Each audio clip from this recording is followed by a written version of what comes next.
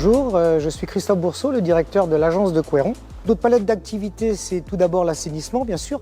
Donc la vidange chez les particuliers, les débouchages pour la restauration, les interventions chez les industriels. Et on a inclus au fil des années le service ITV qui est venu nous rejoindre, où là on intervient en complément pour hydrocurer les réseaux d'eau usée ou pluviale.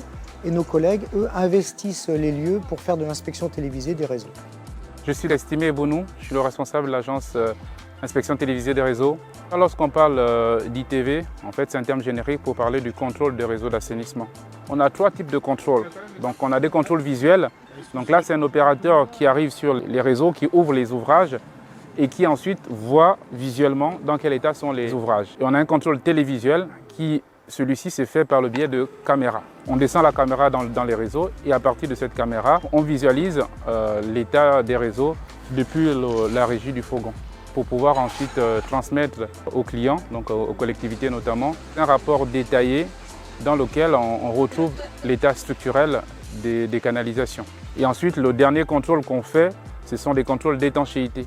On obture les canalisations d'un côté et de l'autre et on envoie de l'air sous pression pour voir comment la canalisation se comporte, si on perd de l'air ou si on garde le même volume d'air dans la canalisation.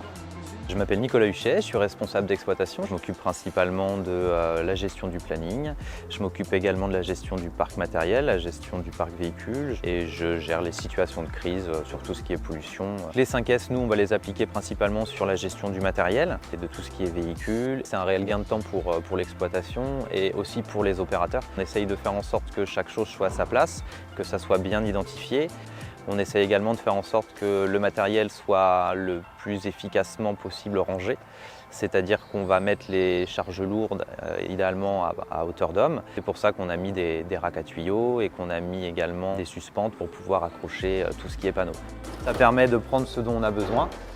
Il y a juste à se retourner après à mettre dans le fourgon. Et pareil pour le rangement.